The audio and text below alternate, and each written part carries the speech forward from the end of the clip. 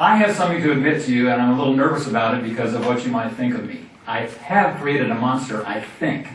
And to satisfy your curiosity, it does have something to do with the injuries that I sustained today. I'll tell you a little bit about that later. It all started out a few years ago in my laboratory at ASU. Late one night, I got this bright idea to mix this special strain of bacteria that had been, well, it was so weird it could have been the closest thing to alien life form on this planet, with some cells of a tobacco plant. We always do this kind of stuff hoping for good results. And in fact, when we do get a good result, it answers the main question that all scientists have. It's a secret one that the public doesn't know, and that is, what is the wonder of science? For us, it's, where's the next grant coming from? So, what I decided was that working with tobacco could get us some money. It got a lot of people some money. What happened, though, surprised me. I mixed the cells, went home thinking nothing of it, came back the next morning, and there was a 6-inch high plant in the little petri dish. So I quickly transplanted it, put it in the greenhouse, didn't think about it. The next day it was 3 feet high. This is a tobacco plant that's growing faster than anything that you can imagine. We did a little chemical analysis on it, and this is where I went, bingo, this is a gold mine. It produced 10 times more nicotine than any other strain of tobacco ever discovered.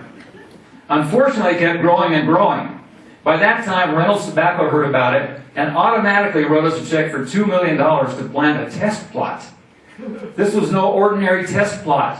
You may not have noticed it. It was down by Gila Bend. You'd have to notice it's by the highway. It was surrounded by a chain-link fence with razor wire on top. This was a secret project. Things were going swimmingly. And our experiment was, although seemingly innocuous enough, affecting the ecology around, because it turns out that when it flowered and the birds ate the seeds, well, let me put it this way. Birds are a little constipated. The seeds can escape no matter how much razor wire you have on top of a fence. And we had that little plant showing up elsewhere. And in fact, it started mutating and growing. It probably hybridized or somehow crossed over with the native tobacco that we have in the desert. And it started spreading in the desert. There was no stopping it. We thought we had it under control, though, when we got the most powerful herbicide not yet approved by the EPA. And found out that it's resistant. We couldn't kill it with poison. In fact, when we went to hack it down, it grew back the next day just as fast as it grew in the first place. I got to tell you now that I'm really worried about this. You may want to be worried about it too, because this morning I found this weed in my neighbor's garden. He asked me about this thing because I'm supposed to be the expert. How do I kill this? I've sprayed it every day for a week and it won't go away. I said, well, I think you have to pull it out of the ground. This is pretty vicious. So I reached down. I don't really know what happened. It happened so fast. All I got to say is this plant has got nothing on the Little Shop of Horrors, because this thing has moved from Gila Bend to Tempe, Arizona. It may be in your yard now.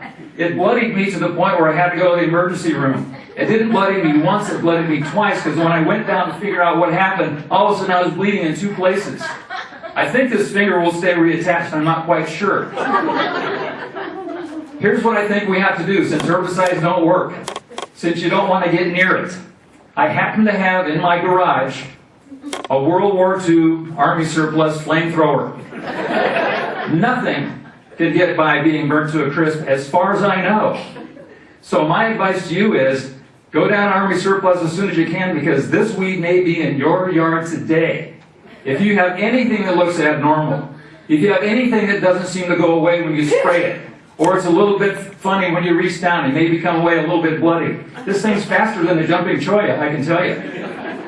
This is probably our wild tobacco that's gotten root loose. It may become a national disaster, I'm not quite sure. So I hope you don't think worse of me for it. It is a monster, I think. It could be a national disaster at some point. Just be really careful.